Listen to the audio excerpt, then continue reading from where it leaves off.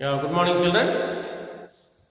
Last class we have been discussing about development, about the summary we are discussing, right? So we are discussing about various terms. What is infant mortality rate, right? And what is life expectancy, and what is literacy rate? Those terms. Let us will continue the same words. Mortality rate, infant mortality rate.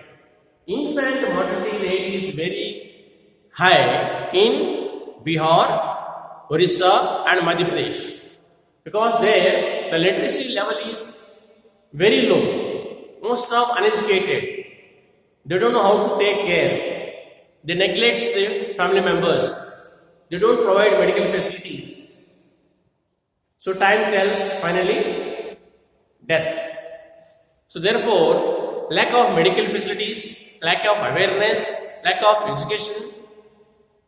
So death rate always will be high in the states like Orissa, Bihar and Madhya Pradesh. Clear? Now let us see about next. Life expectancy. The average number of years person can expected to live. What is life expectancy? Life expectancy is average number of years person can be expected to live. We don't know how many years we are going to live.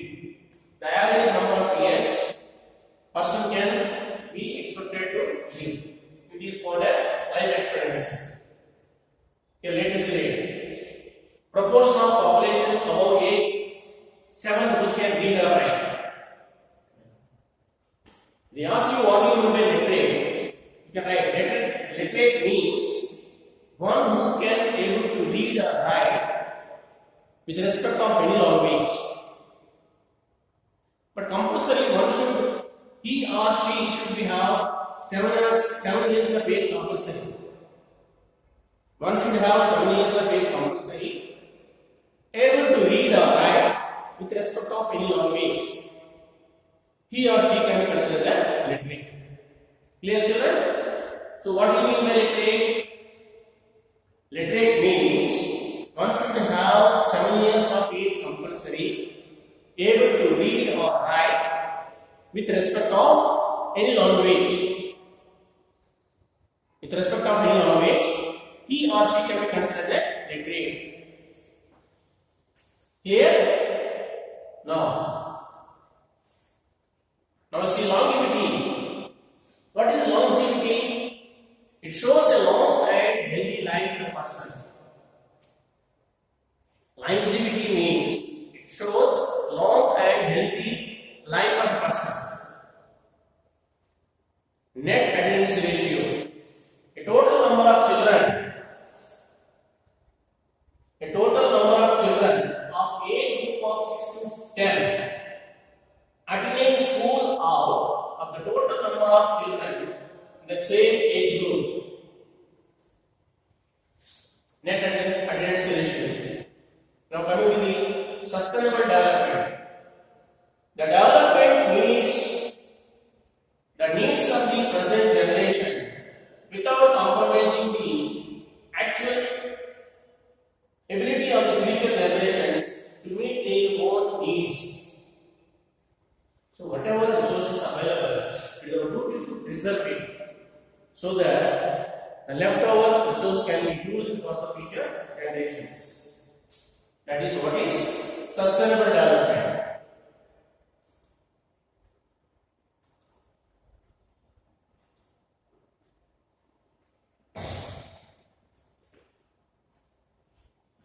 Now you see economic growth and economic development.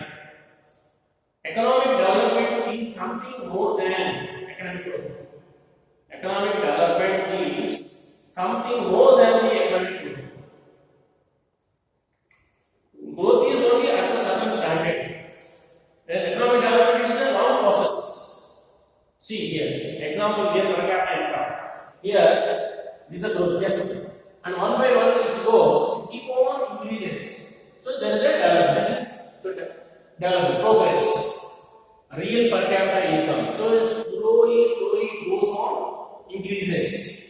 So always the economic development is something more than the economic growth.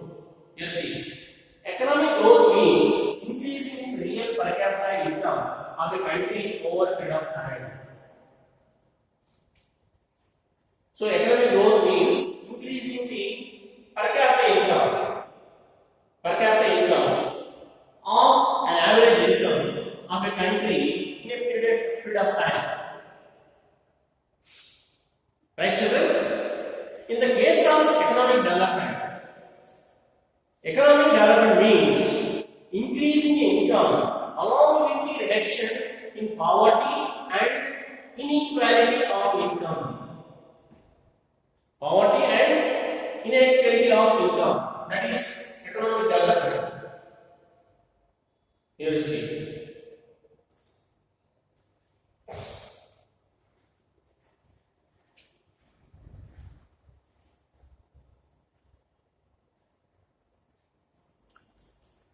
Economic growth is strictly defined in terms of economic indicator, that is income. Economic growth is strictly defined in terms of economic indicator. Economic indicator means what? Main is income. Economic growth means nothing but as income. Money. So money is the major criteria to decide the countries. The money is the only criteria to decide the countries into developed countries or underdeveloped countries.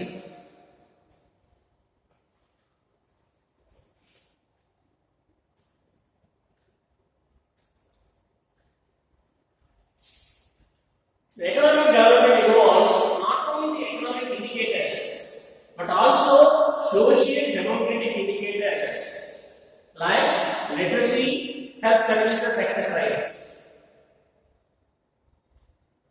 Here children, you see, the economic involves not only the economic indicators, but also you have to look after the social and democratic indicators. Democratic indicators means like first one is literacy rate. Let us see the health and public services. Health services, public services and literacy rate. All these things also you have to look after. You should ensure that all these things should be developed in the course of time.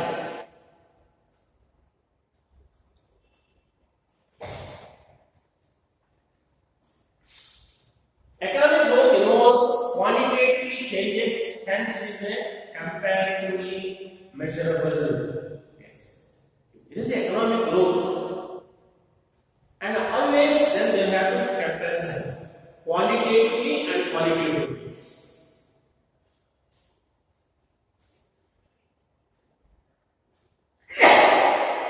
Sorry.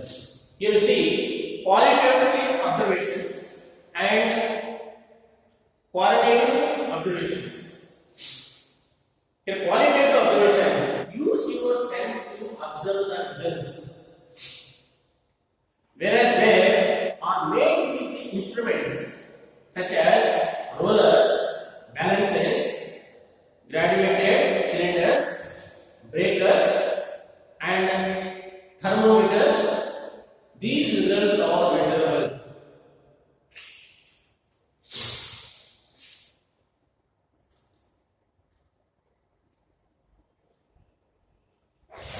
Economic development also involves qualitative changes and partially measurable.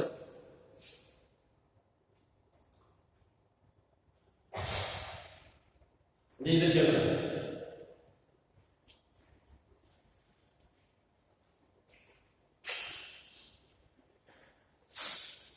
Children, I think with this, the topic, the economics, the first topic, development is completed. So in this topic, my dear children, we have to focus on 5 most important factors. For the sake of examination, board examinations, we should know about what is development. Development is nothing but as progress. And what are the goals for development? Income, okay, desires, aspirations, income, job opportunities, and comfortable facilities. And third one is what is average income.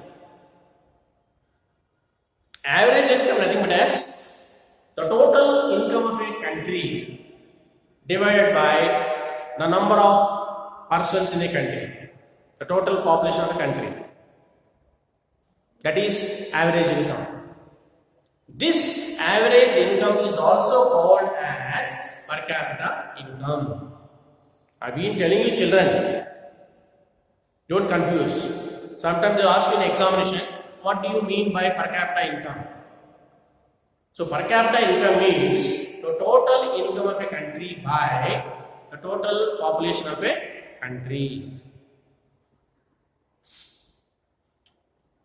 Then, what is the major criteria to decide a country?